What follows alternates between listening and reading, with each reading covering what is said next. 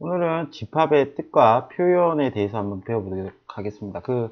수학하의 첫 단원이거든요. 수학하의 첫 단원이고, 여러분들이 이제 집합 표현은 처음 보시기 때문에 조금 생소할 수 있는데요. 크게 이제 오늘 배울 거는 집합의 뜻과 표현인데, 집합과 원소, 그 다음에 표현 방법, 그 다음에 분류, 공집합, 그 다음에 원소의 개수, 이 5개를 배우시면 됩니다. 그래서 뭐 크게 어렵지는 않고요. 하시다 보면은 약간 좀 낯선 표현들이 있는데, 이 낯선 표현들은 선생님이 다 설명을 드릴 테니까 꼼꼼하게 한번 보시면 되겠습니다. 어, 일단 집합이라는 건요, 기준이 명확한 모임입니다. 그래서 이 책에도 뭐 잘 나와 있지만은, 이렇게 한번 더 써주시는 게 훨씬 더 좋겠죠. 뭐라고 쓰시냐면, 이렇게 동그라미 하시고요. 기준이 명확한, 기준이 명확한, 기준이 명확한 모임이다. 이렇게 이제 알아두시면 되겠습니다. 그러니까 집합이라 그러면은 뭐 잘생긴 사람의 모임, 아름다운 꽃의 모임, 그 다음에 뭐 키가 큰 사람들의 모임, 이런 거는 전혀 안 됩니다. 왜냐면은 기준이 명확하지는 않거든요. 그래서 뭐 키가 크다라고 했을 때는 뭐 키가 적어도 뭐 170 이상인 사람의 모임, 뭐 이런 식으로 우리가 이제 기준을 정해서 얘기하는 것들이 이제 집합의 표현들입니다. 자, 그러면은 집합이라는 거는 모임이긴 한데 그 모임의 구성 요소들도 있겠죠. 그죠? 그 구성 요소들을 우리가 원소라고 합니다. 원소. 그래서 예를 들어서 A라는 집합이 있는데, 잠깐만요. A라는 집합이 있습니다. A라는 집합. A라는 집합이 있는데 이 A라는 집합 안에 A, B, C, D라는 만약에 이런 구성 요소들이 있다 그러면 이것들을 각각 원소들이라고 합니다. 그러니까 집합 A의 구성 요소들을 A, B, C, D 이렇게 이제 나타내는 것들이죠. 그래서 이제 A가 뭐 이 A 집합에 포함된다. B가 이 A 집합에 포함된다. C가 A 집합에 포함된다. 이렇게 나타내고요. 그 다음에 이 표현할 때는요. 이런 삼지창 형태를 나타내는데 이 A라는 원소가 집합에 포함된다라고 했을 때는 이렇게 나타냅니다. 근데 여러분들이 나중에 이제 조금 하다 보면은 헷갈리는 부분이 하나가 있는데 이 삼지창하고 이지창이 있는데 이 삼지창 같은 경우에는 이 원소를 나타내는 이 세 가지 요 기호 같은 경우에는 우리가 이제 원소와 집합의 관계를 나타내는 기호다. 그래서 집합과 집합 간에는 못 나타내고요. 반드시 이렇게 삼지창으로 생긴 이 녀석은 원소와 집합의 포함 관계를 나타낸다. 그래서 요 이제 벌어진 쪽이 집합을 향해서 이렇게 보여진다라고 이렇게 그려진다라고 이렇게 보시면 됩니다. 그리고 만약에 이런 식으로 이제 2라는 원소가 있는데 2라는 원소는 A 집합이 없죠. 그때는 어떻게 이렇게 B급을 하나 쳐주시면 됩니다. 그래서 이제 이 2라는 거는 여기도 나와 있지만 엘레멘트 여기 이제 원소를 뜻하는 영어 단어에서 출발한 것들입니다. 그리고 이제 일반적으로 쓰실 때 집합 같은 경우에는 이렇게 대문자를 쓰시고요. 원소 같은 경우에는 우리가 이제 어떻게 소문자로 이렇게 대부분 표현한다라고 이렇게 보시면 됩니다. 집합의 기호는요, 대문자, 원소는 대부분 소문자를 쓴다. 이렇게 이제 알아두시면 되겠습니다. 자, 넘어가서 이제 그 개념책 한번 보겠습니다. 뭐 바로 한번 가서 집합인 것을 모두 고르시오 이렇게 되어 있는데 우리 반에서 키가 작은 뭐 얼마나 작아야 작다는지는 모르죠. 그래서 이거 아니고요. 예쁜 여학생들의 모임. 물론 예쁜 애들도 있겠지만 우리가 그건 다 주관적인 얘기들입니다. 그래서 2번도 아니고요. 학교에서 혈액형이 B형인 사람들의 모임인데 이건 맞죠. 3번 같은 경우에는 정확하게 B형 맞습니다. 기준이 명확합니다. 170에 가까운 이것도 틀렸습니다. 170에 얼마나 가까워야 되죠? 175가 가깝나요? 170.1이 가깝나요? 뭐 이거는 우리가 판단할 수 없습니다. 가깝다? 얼마나 가까운지 모릅니다. 그 다음에 3보다 크고 10보다 작은 자연수 기준이 명확하죠. 그래서 답이 3번, 5번이다. 이렇게 이제 보시면 되겠고요. 자, 그 다음으로 넘어가서요. 집합 A를 30 이하의 5의 양의 배수의 모임이라 할 때, 그러면 30 이하의 양의 배수니까 A란 집합은 뭐 여러 가지가 있겠죠. 여러분들이 이제 뭐 이런 식으로 이제 그림을 하나 그려준다 그러면 5도 있고 10도 있고 15도 있고 뭐 여러 가지 있어서 어디까지 30 이하니까 30까지 간다라고 이렇게 볼 수 있겠죠. 그러면 4는 안 들어가니까 맞고 5는 포함되니까 맞고 12는 포함되지 않죠. 그래서 3번 틀렸고 20도 포함되지 않나요? 아니죠. 20은 포함되죠. 30도 포함되니까 맞습니다. 그래서 답은 3번이다. 이렇게 이제 보시면 됩니다. 자, 다시 앞으로 넘어갑니다. 10쪽입니다. 10쪽.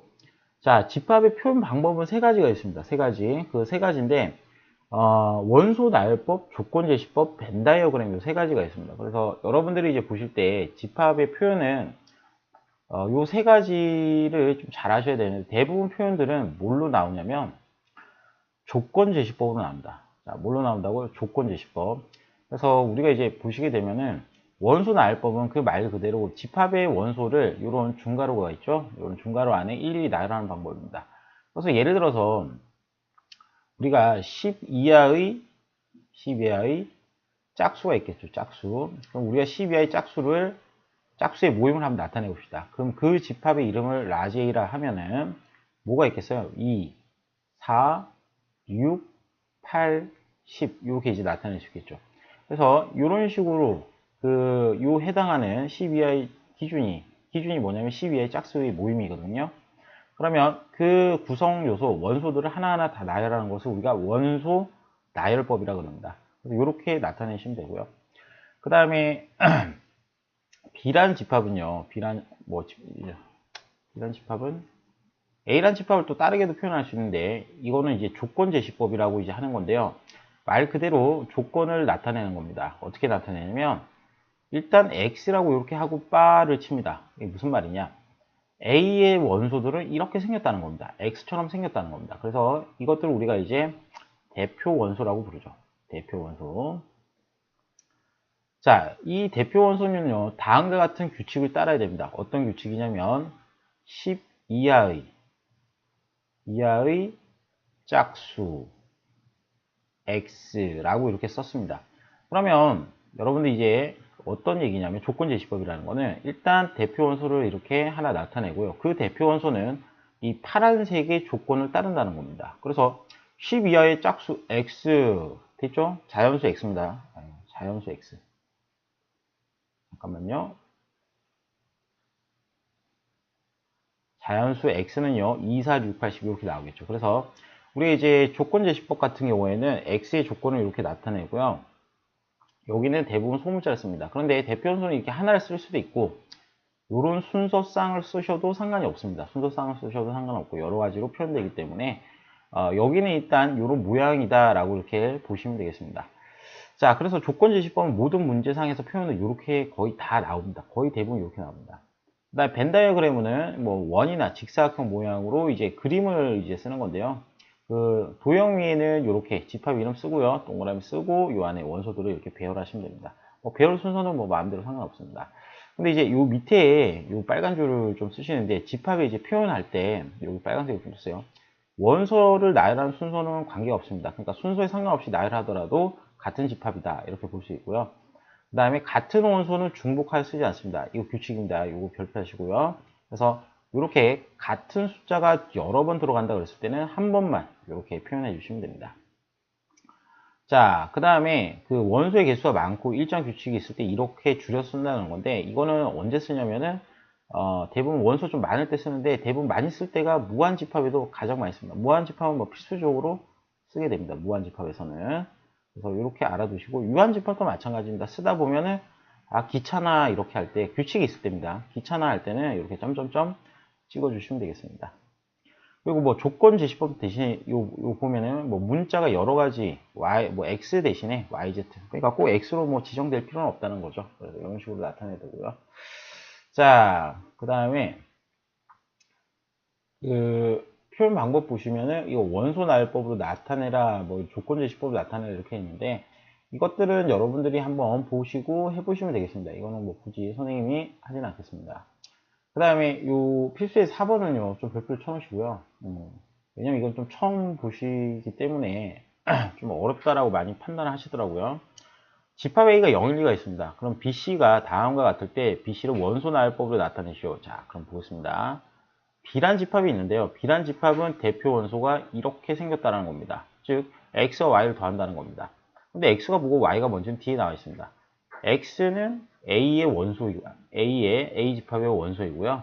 Y 역시도 A 집합의 원소입니다. 그러면 X가 될 수 있는 수는 우리가 보면 0도 될 수 있고 1도 될 수 있고 2도 될 수 있죠. 그럼 Y가 될 수 있는 것도 0도 될 수 있고 1도 될 수 있고 2도 될 수 있습니다. 그럼 동시에 00, 1, 1, 2, 2 이런 식으로 중복되더라도 상관이 없고요. 0, 0, 0, 1, 0, 2 이런 식으로 교차돼서 이렇게 나오셔도 됩니다. 그래서 B집합의 원소를 원소 나열법으로 표현한다 그러면 0, 0 더하게 되면 0이겠죠. 0, 1, 그 다음에 1, 0, 2 더하면 2. 1, 0은 1인데 중복해서 못 쓰기 때문에 한 번 나와 있으므로 이제 그만 쓰도록 하겠습니다. 1 더하기 1도 2가 있으므로 안 쓰고요. 1 더하기 2는 3이 되겠죠. 그 다음에 2, 0, 2, 1 중복되죠. 그럼 2 더하기 2는 4니까 여기다가 이렇게 써주시면 되겠죠. 그래서 B집합은 이렇게 나타납니다. 그래서 이 표현이 X라는 원소는요. X라는 원소는 A집합의 원소이고 Y라는 원소는 A집합의 원소니까 뭐 중복이 되든지 말든지 간에 상관이 없다라고 이렇게 보시면 됩니다. 자, 그 다음에 C라는 집합을 보게 되면요. C라는 집합은 X와 Y가 곱하고 있습니다. 그리고 바 이렇게 요거 의미는 바는 막대기입니다. 막대기. 자, 요런 막대기를 하나 쓰시고 그 다음에 X의 원소는 A집합 거, Y의 원소도 A집합 거 이렇게 이제 표현했습니다. 그럼 두 개를 이제 곱하는 거죠. 그럼 될 수 있는 게 0, 1, 2 이렇게 있을 거고요. Y도 마찬가지로 0, 1, 2 이렇게 있겠죠. 그럼 C집합은 이제 곱하게 되면 0, 0, 0이겠죠. 0, 0 중복해서 안 쓰기 때문에 한 번 씁니다. 그 다음에 0, 1, 그 다음에 2 이렇게 되겠죠. 2, 빵, 빵, 2, 1, 2, 2, 4 이런 식으로 이제 표현하시면 된다 이렇게 이제 보시면 되겠습니다. 그래서 이런 식으로 이제 된다라고 이제 보시면은 조건제시법 같은 경우는 이 앞에 나와 있는 대표 원소를 잘 보시기 바랍니다. 대표 원소는 이런 식으로 이제 생겼을 때 다음과 뒤에 있는 조건들을 잘 만족만 시키면 된다라고 이제 보시면 되겠습니다. 그래서 이제 조건제시법을 쓰는 이유는 표현의 편리함 때문이죠. 이걸 다 원소 굉장히 많을 때는 이런 표현 하나로 이제 집합을 다 표현할 수 있으니까 표현의 편리성 때문에 이제 조건제시법은 이렇게 쓴다라고 보시면 됩니다. 자, 그 다음에 앞으로 넘어갑니다. 앞으로 넘어가서 11쪽 넘어가겠습니다. 11쪽.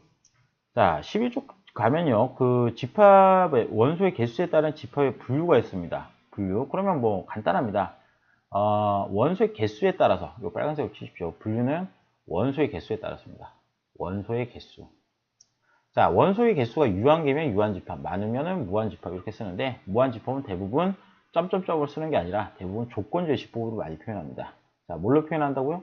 조건제시법. 대부분 이걸로 표현하는 방법들이 대부분입니다. 왜?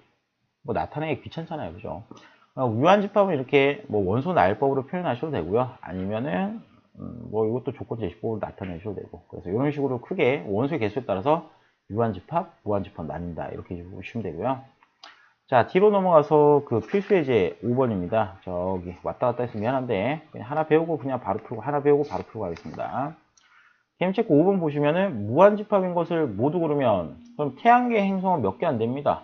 어디까지? 해왕성까지죠. 그래서 여기는 유한집합. 5로 나눠 3이 남는 자연수는 굉장히 많습니다. 뭐 어떤 게 있을까요? 3도 되고요. 3도 되고 8도 되고 그 다음에 뭐 13도 되고 될 수 있는 것들은 무한정 많습니다. 왜? 뭐 숫자의 끝은 없잖아요. 그죠? 그래서 이렇게 무한정 많기 때문에 무한집합 맞다. 9보다 큰 한 자리 올 수는 없고요. 1과 2 사이 기하분수는 마찬가지로 무한히 많습니다. 기하분수는. 그러니까 기하분수는 더 이상 나눠지지 않는 분수들이죠. 그 다음에 세 자리 자연수는 총 뭐 우리가 이렇게 나타내면 100부터 어디까지? 999까지다. 그럼 여러분이 이거 셀 수 있죠.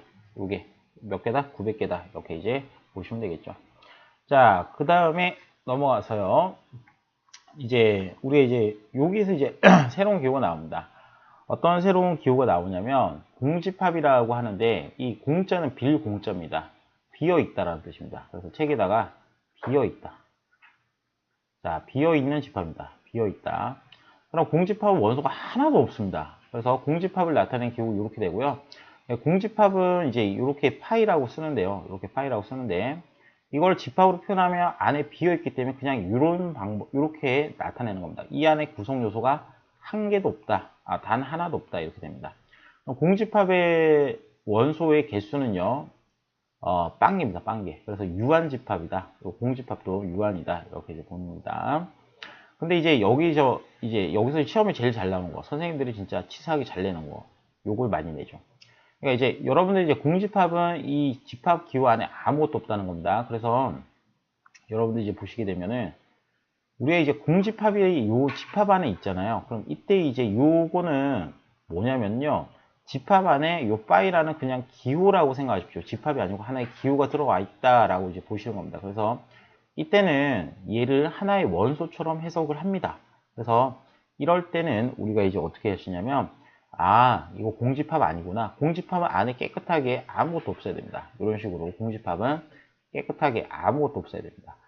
그래서 이제 뭐 많이 실수하는 것 중에 하나가 여러분들이 요렇게 이제 요렇게 됐어요. 그럼 여기도 공집합이네 이런데 여기도 0이라는 이 숫자가 들어가 있죠. 그래서 요것도 아니다. 공집합이 아니다. 이렇게 이제 보십니다. 그래서 공집합이라는 거는 자 보세요. 그냥 요런 기호 자체가 그냥 공집합이다. 근데 공집합 안에 이 집합 기호가 들어가 있으면은 얘는 그냥 하나의 기호로서 해석될 뿐이다. 라고 해석합니다. 그래서 얘는 공집합이 아닙니다. 자, 다시 얘는 공집합이 아닙니다. 알겠죠? 공집합이 되려면 그냥 아무것도 없이 깨끗하게 그냥 이런 식으로 안에 아무것도 들고 있지 않아야 되겠습니다.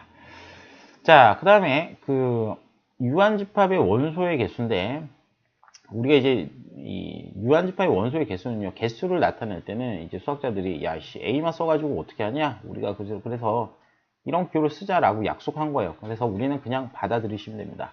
그래서 A가 공집합이면 원소의 개수는 빵개다. A가 빵이면 A는 공집합이다. NA가 빵이면 A는 공집합이다. 그래서 NA라는 거는 N은 넘버, 몇 개냐, 이 숫자, 넘버에서 따온 거다라고 보시면 되고요. 그 다음에 우리가 이제 요거 같은 경우 좀 주의하시기 바랍니다. 이거는 그냥 공집합 자체입니다. 공집합. 그래서 공집합 자체는 원소가 0개고요. 그 다음 다시 말씀드리지만 요 유한집합, 공집합 아닙니다. 요런 기호가 하나 있다는 겁니다. 그래서 요런 기호 안에, 요 집합 기호 안에 요런 기호가 들어가 있으면, 파이라는 기호가 있으면 그냥 원소로 해석하십시오. 그래서 이게 한 개, 이렇게 한 개다. 이렇게 이제 보시고요. 0이 들어가 있어도 요 안에 한 개 있죠. 그래서 여기 1이다. 그래서 공집합은 집합 기호 안에 그냥 클리어하게 아무것도 없다라고 이렇게 보시면 되겠습니다. 자, 여기 보시면 이제 필수의 6번인데요. 여러분 책은 필수의 6번은 몇 쪽이죠? 필수의 6번은 14쪽이죠. 14쪽으로 넘어갑니다. 14쪽 넘어가시면 이제 얘가 있는데요. 얘 같은 경우에는 이런 집합이 있죠. 요 중괄호가 있으면 집합 기호라고 보시면 되고요. 이 집합은 하나, 둘, 셋, 네 개가 있죠. 그러면 n 요 집합은 4개, 원소가 4개 있다. 그럼 얘는 이렇게 한 개 있죠. 그래서 플러스 1 이렇게 되고요. 그럼 얘는 공집합 자체가 들어가 있습니다. 그래서 0개. 그럼 여기는 기호 안에 하나 있으니까 1개. 그럼 여기는 또 1개 있으니까 1개 이렇게 되겠고요. 자, 이거는 이제 조건 제시법으로 표현되는데 x가 1보다 작은 자연수는 없습니다. 그래서 이건 공집합이죠. 1보다 작은 자연수는 없습니다. 그래서 얘는 0. 요 안에는 몇 개? 3개니까 3. 그 다음에 여기는 총 몇 개? 2개겠죠. 2개. 그래서 빼기 2. 이런 식으로 계산을 해 주시면 되겠습니다. 일단 요까지 해봤고요. 요까지 해봤는데 뭐 집합에 대한 정의는요. 굉장히 간단했습니다. 그래서 오늘 배운 거 5가지들을 복습해보면 뜻과 표현이 있고요. 뜻과 표현이 있는데 집합과 원소 이 표현하실 때보다 이렇게 집합하고 원소하고 표현할 때 이런 삼지창 엘레멘트를 이용해서 나타낸다라고 보시면 되고요. 그 다음에 집합 표현은 3가지가 있습니다. 원소 나열법, 조건제시법, 벤다이어그램. 그러면 반드시 조건제시법 같은 경우에는 앞에 대표 원소인데 요걸 써주는데 이런 모양들은 다양하게 바뀔 수도 있습니다. 뭐 문자들이 순서쌍으로도 나올 수 있고 더하기도 되고 빼기도 되고 곱하기도 되고 여러 가지로 나올 수 있기 때문에 일단 대표 원소는 이 바를 친 다음에 요 뒤에 다음과 같은 조건들을 따른다 이렇게 이제 보시면 됩니다. 자, 그리고 원소는 나열하는 순서에 상관이 없습니다. 그 다음에 같은 원소는 중복하여 쓰지 않습니다. 졸라 중요합니다. 아시겠죠? 자, 그 다음에 원소의 개수에 따른 집합의 분류는 크게 2가지 있습니다. 유한집합, 무한집합. 원소의 개수에 따라서 유한계면 유한집합, 무한계면 무한집합. 그러면 유한집합 안에 모두 포함된다? 공집합도 유한집합입니다. 공집합. 그래서 공집합도 유한집합이다. 라고 이렇게 써주시면 되겠습니다. 자, 그 다음에 원소의 개수를 세는 거는 굉장히 중요하고요. 앞에 뭘 표현한다? n이란 기호를 표현한다. 라고 이렇게 보시면 되겠습니다. 그래서 이 3개는 반드시 좀 기억하시고요. 학교 시험에 많이 등장하는 것들 중에 하나인데 아마추어 같이 이거 틀려갖고 아씨 틀렸어 이러지 마십시오. 여기는 실수만 안 하시면 됩니다. 굉장히 쉽습니다. 자, 고생하셨습니다.